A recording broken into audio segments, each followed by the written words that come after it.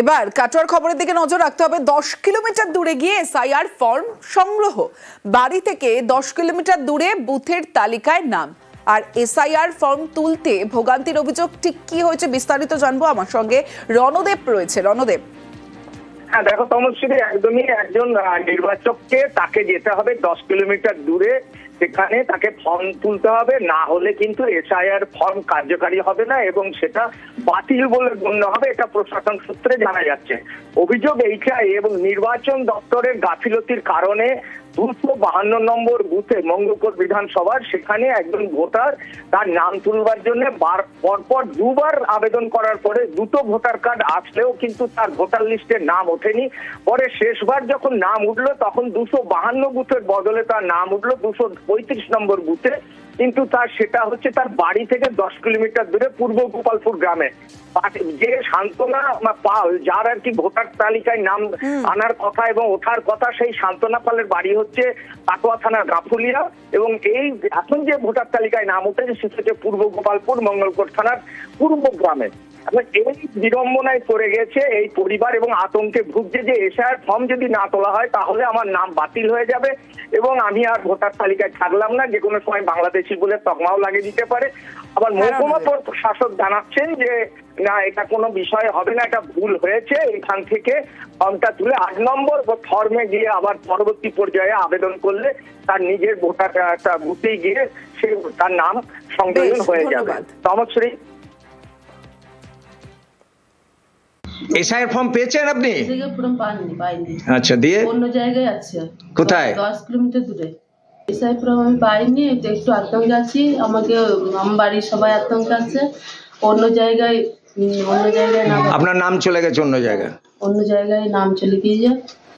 প্রত্যন্ত দুর্গম এলাকায় পৌঁছানোর সমস্যা, তাই জলপাইগুড়িতে তিস্তার চরে এসআইআর এর শিবির। যে ছবি, ট্রাক্টরে করে এসআইআর শিবির করেন, গিয়ে পৌঁছন সেখানে এবং পৌঁছানোর পর বিএলওর আরজিতে সারা বিডিওর।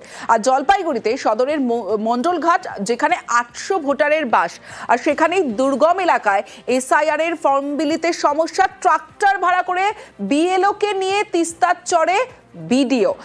আমার সঙ্গে শান্তনু রয়েছে, শান্তনুর সঙ্গে কথা বলবো। শান্তনু, বিডিওর উদ্যোগে বিএলওর এই উদ্যোগ, স্বাভাবিকভাবেই যে সমস্ত মানুষজন 800 ভোটারের বাস, সেখানে 800 ভোটার উপকৃত হয়েছেন বলাই যায়।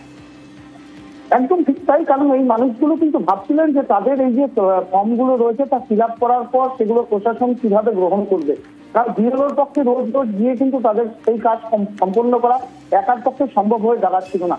কারণ একেবারে বলা যেতে পারে জনবসতি থেকে অনেকটাই দূরে দুর্গম এলাকা, যে এলাকা পার হতে গেলে দুবার নদীকে ক্রস করে ট্রাক্টরে করে যেতে হয়, সেই একটা দুর্গম এলাকায় যে মানুষগুলো কিন্তু বসবাস করেন।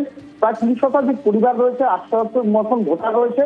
সেই মানুষগুলোর জন্য কিন্তু বিএলও দরবার করেছিল প্রশাসনের কাছে যে আমাকে আরো বেশি যাতে কর্মী দেওয়া হয়, যাতে আমরা নির্দিষ্ট সময়ের মধ্যে ফর্মগুলো ফিল আপ করে নিয়ে আসতে পারি। কারণ অনেক মানুষই কিন্তু লেখাপড়া জানেন না, তাদের কাগজপত্রগুলো তাদেরকে লিখে নিতে হচ্ছে। সেই পরিস্থিতিতে দাঁড়িয়ে প্রশাসন বিবেচনা করে যে সেখানে একটি শিবির করা হবে, তবে শিবির করাটা খুব চারটিখানি কথা ছিল না। সকালবেলায় কিন্তু প্রশাসনের লোকজন, বিশেষ করে বিডিওর নেতৃত্বে জয়েন্ট বিডিও এবং বিডিও অফিসে বিভিন্ন কর্মীরা কিন্তু সেখানে ট্রাক্টরে গিয়ে পৌঁছন এবং প্রতিটা মানুষকে একটা জায়গার মধ্যে নিয়ে এসে তাদের ফর্ম ফিল আপ করা হয়। যারা নিজে করতে পারেনি তাদেরকে সহযোগিতা করে প্রশাসনের কর্মীরা, এবং দিন থেকে রাত যখন গড়িয়ে আসে প্রায় 7টা পর্যন্ত সেখানে শিবির চলে। তার পাশে কিন্তু বন্য জন্তুর হারাহারি একটা আশঙ্কা থাকে, প্রচুর শিয়ালের উপদ্রব হয়েছে এলাকায়। অর্থাৎ শান্তনু, বোঝা যাচ্ছে ঝুঁকি নিয়ে এই কাজ করেছেন বিডিওর উদ্যোগে বিএলও। এখানে ভিডিও ছাড়া আসলে এসআইআর ফর্ম ফিল আপ করার জন্য আসলে আমাদের ভালো লাগলো। এখানে জমা দিচ্ছেন? হ্যাঁ, এখানে জমা দিচ্ছি, অনেকটা সুবিধা হলো। নাহলে কোথায় যেতে হতো? মন্ডলঘাট জিপি, অনেক দূর, নদী পার হয়ে যেতে হবে। এখানে হচ্ছে এসআইআর ওই যে কাগজগুলো সই হয়ে গেছে, আমরা জমা দিচ্ছি। বিএলও আসছেন, ভিডিও আসছেন, খুব সুন্দরভাবে কাজ হচ্ছে, খুব ভালো।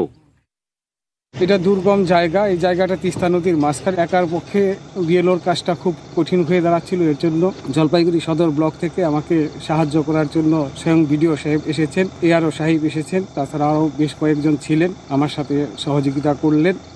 একার পক্ষে এটা সম্ভবই ছিল না। আমাদের সদর ব্লকে যে 372টা পার্ট আছে, সেই পার্টের বিভিন্ন জায়গায় যেখানে যেখানে বিএলওরা হেল্প চেয়েছে আমাদের কাছে, সেসব জায়গাতে আমরা পৌঁছাচ্ছি এবং বিএলওরা খুব ভালোভাবেই করছে। তাদেরকে বিভিন্নভাবে উৎসাহ দেওয়া দরকার আছে। বাহিরচরে ট্রাক্টর নিয়ে প্রায় 8-10 কিলোমিটার রাস্তা জার্নি করে তারপরে যেতে হয় ওখানে। তাছাড়াও ওখানকার মানুষ খুব একটা ভালো করে লিখতে পড়তে পারে না, যার কারণে ফর্ম ফিল আপে অসুবিধা হচ্ছিল। ভোটারও প্রায় 700-800-র কাছাকাছি। সব মিলিয়ে কাজটাকে সময় মতন তুলতে গেলে ওনাদের একটা সাপোর্ট দরকার ছিল, সেই সাপোর্টটা দেওয়ার জন্যই মূলত আমাদের চাওয়া। ওখানে জন্তু জানোয়ারও একটা আছে এবং দুর্গম প্রচন্ড, কিছুটা তো জলপথ আছে, যদিও ট্রাক্টর এখন যাচ্ছে, ট্রাক্টরে করে গেছিলাম এবং ট্রাক্টরের পথটাও অত্যন্ত দুর্গম আর কি। একটা ছবি দেখাই প্রথমে আপনাদের, ছবিটা দেখুন। আবাসের ঘর দিতে হবে, আর সেই এই হলো ঘর। আবাসের জন্য তারা অ্যাপ্লাই করেছেন, কিন্তু সেই আবাসের ঘরে দিতে হবে কাটমানি, এমনটাই দাবি নেতার। বসিরহাটের পঞ্চায়েত সদস্যের বিরুদ্ধে অভিযোগ, বসিরহাটের গোপালপুরে কাটমানির অভিযোগ উপভোক্তাদের। আমার সঙ্গে অনুপম সাহা রয়েছে। অনুপম, ঠিক কি অভিযোগ এবং যার বিরুদ্ধে অভিযোগ তার কি বক্তব্য, এই নিয়ে প্রশাসন কি ব্যবস্থা নিয়েছে?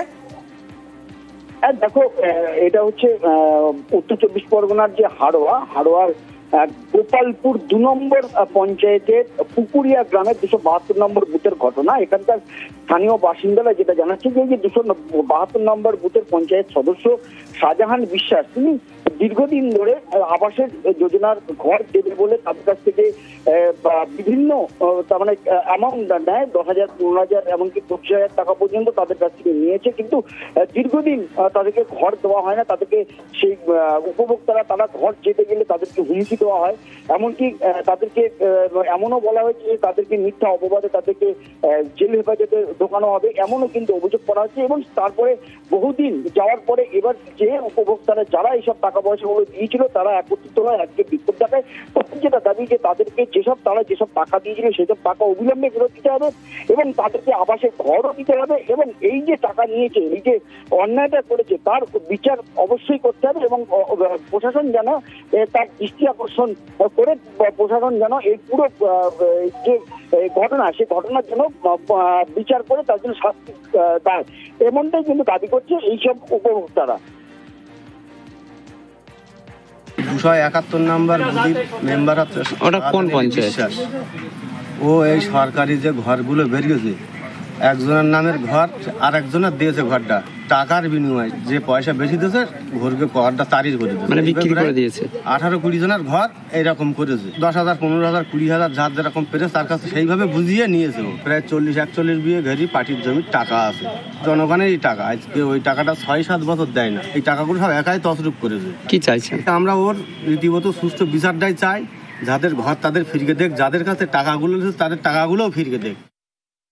ওরকম কিছু করতে পারে, ওরকম কিছু ঘটার জায়গা নেই, কারণ এ তো বিডিও অফিসের আধিকারিক, তারা এসে ওদের মতো করে গিয়েছে। এই ব্যাপারে তো আদৌ কোনো মেম্বারদের কোনো ভূমিকা ছিল না, বিশেষ করে আমাদের এখানে সম্পূর্ণ ওটা বিডিও অফিস স্টাফ যারা এসছে ওরাই জানে বিষয়টা। আপনার নামে তো একটা বিডিও অফিসে অভিযোগ জমা পড়েছে বলছে। ওটা যদি রাজনৈতিক ভাবে চাপার জন্য যদি কেউ কিছু করতে পারে, এর কোনো বাস্তবতা নেই। এটা সম্পূর্ণ ভিত্তিহীন কথাবার্তা, যারাই করুক না কেন।